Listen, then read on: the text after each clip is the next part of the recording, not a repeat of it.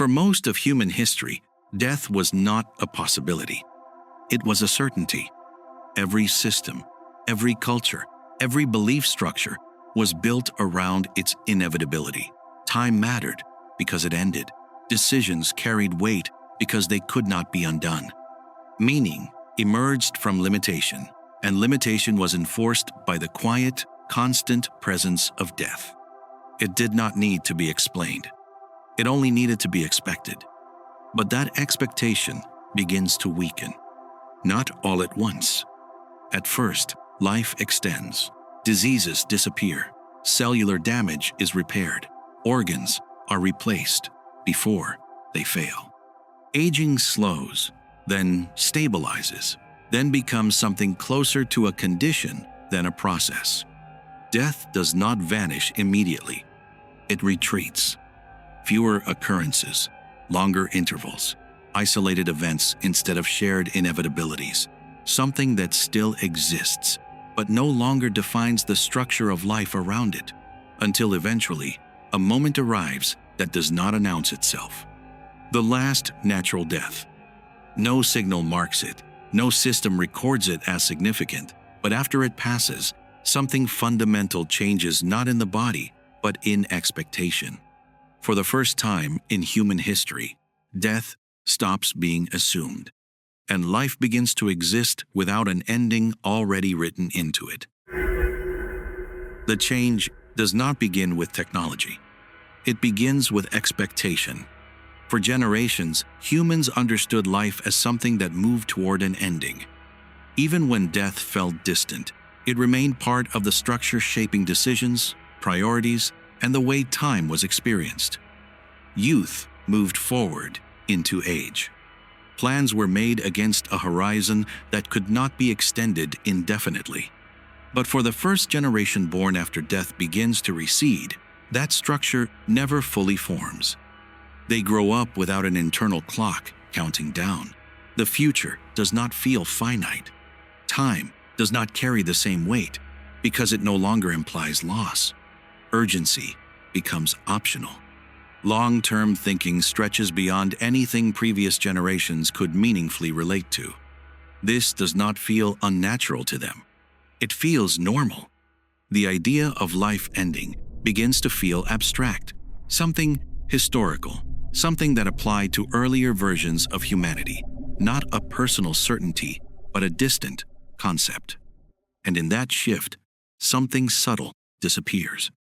Not fear, but finality. As death fades from expectation, time begins to feel different. For most of human history, time carried pressure. It was measured against decline, structured by urgency, and shaped by the knowledge that opportunities eventually disappeared. Even patience existed within limits. Without an ending, those limits dissolve. Time no longer feels scarce.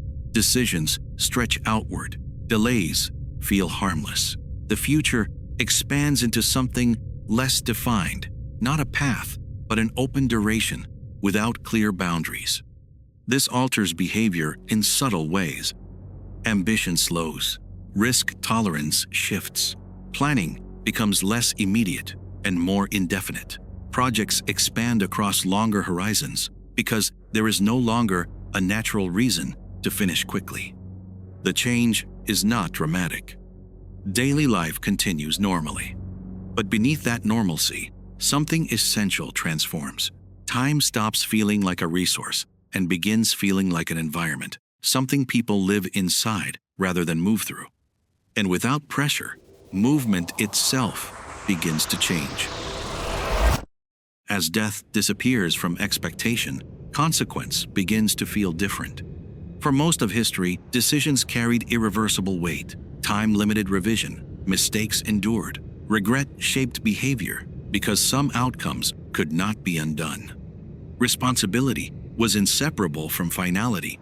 Without an ending, that structure weakens. Choices remain real, but they no longer feel permanent. Actions can be revised.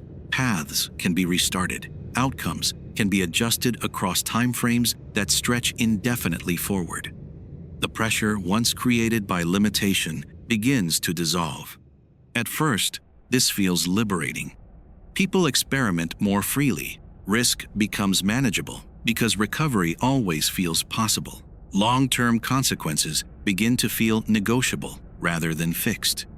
But over time, something subtle changes beneath awareness. If nothing is final, decisions begin losing emotional gravity. Responsibility shifts quietly. Commitment softens. And slowly, without resistance, consequence itself begins to feel less absolute than it once did. As consequence softens, urgency begins to fade. For most of human history, urgency was not optional. It was imposed by time itself. Deadlines were not always chosen. They were inherited from biology, circumstance, and the awareness that opportunities would not wait forever. Without death, that pressure dissolves. There is always more time, more chances, more space to delay, reconsider, or begin again. The future no longer feels like something approaching. It feels like something that remains. At first, this creates calm. Stress decreases, panic disappears. The need to rush fades into something more measured, more controlled. Life becomes easier to navigate without constant pressure pushing from behind. But urgency was never only stress. It was direction. It created momentum. It forced action. It shaped decisions by limiting hesitation. Without it, movement becomes optional rather than necessary. And over time, something subtle begins to change. Not what people can do, but how often they feel compelled to do it. For a long time, the absence of death feels like a solution. It removes fear, it expands possibility, it softens consequence, and stretches time into something more forgiving. At first, nothing appears lost, only gained. But eventually, something begins to surface. Not as a crisis, as a question. If nothing ends, what forces anything to matter now? Without urgency, action becomes optional. Without consequence, decisions lose weight. Without limits, direction becomes harder to define. The systems that once shaped behavior begin to dissolve quietly, leaving something less structured behind. At first, people adapt. They explore, they experiment, they take advantage of the freedom. But over longer periods, something less visible begins to emerge, not confusion, but drift. Not inability, but lack of pressure to choose. And slowly, the first true problem reveals itself. Not how to live forever, but how to decide what deserves to be lived at all. Over time, repetition begins to change experience itself. For most of human history, meaning was shaped by scarcity. Moments mattered because they could not be repeated indefinitely. Relationships mattered because they existed within limits. Achievements mattered because they occurred only once. Without death, repetition expands. Experiences can be revisited. Skills can be relearned. Entire phases of life can be repeated across centuries. Nothing prevents return, revision, or reinvention. At first, this feels like freedom. But over longer spans, something subtle begins to shift.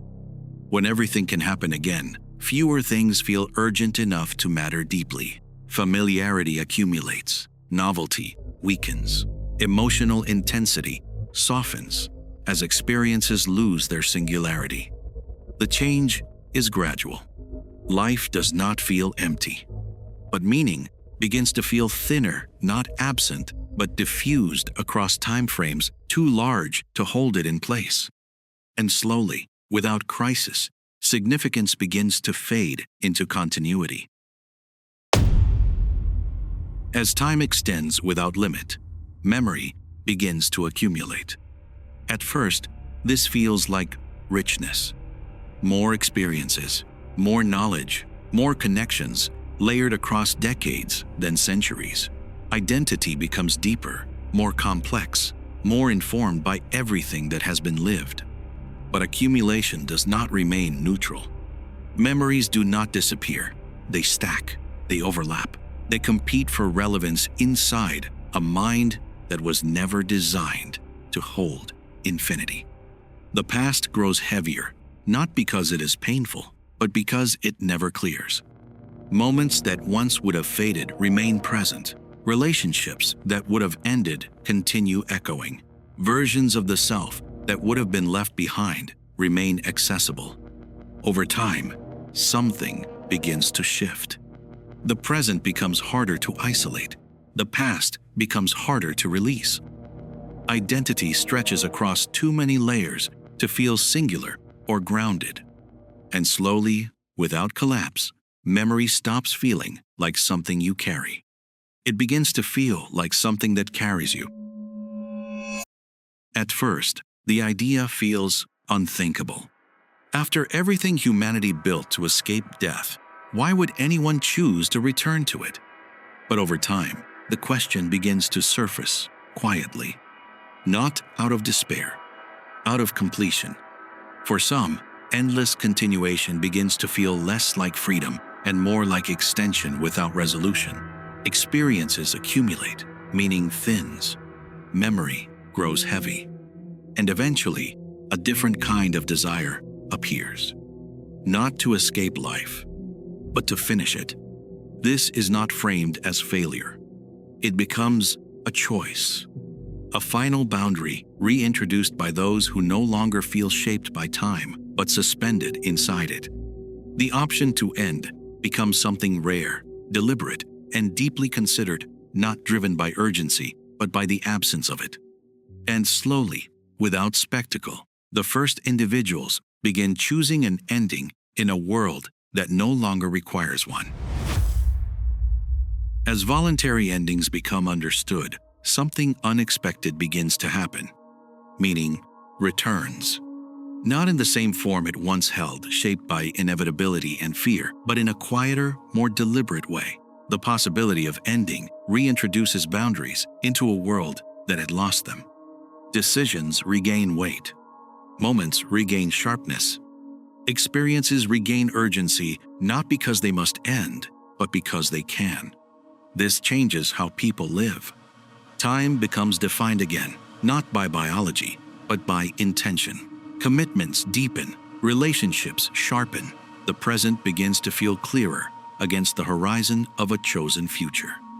Ending, once seen as loss, becomes structure. Not something imposed, but something restored by choice. And slowly, humanity begins rediscovering something it had forgotten, that limits do not only constrain life, they shape it.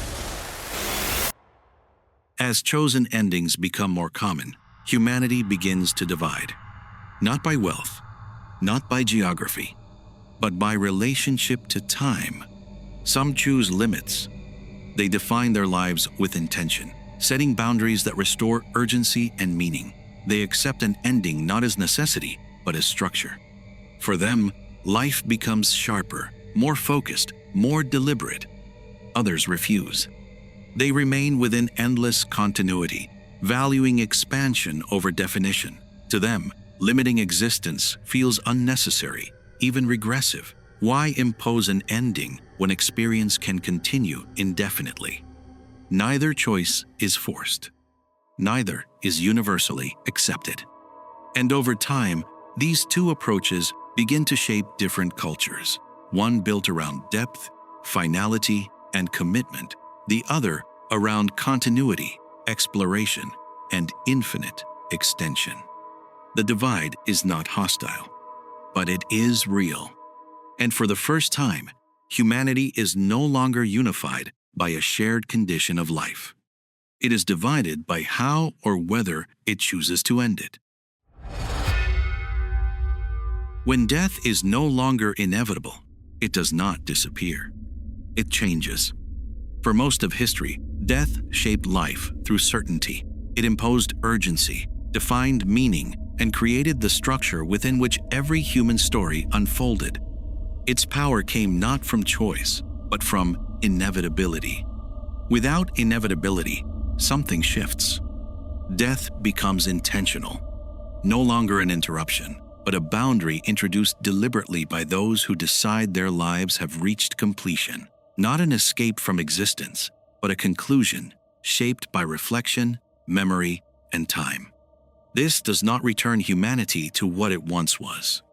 It creates something new, a world where life is not defined by its length, but by its limits, where endings are no longer feared as failures, but understood as part of design, and where mortality, once universal, becomes one of many ways a life can be lived. And in that transformation, death loses its authority, but not its meaning.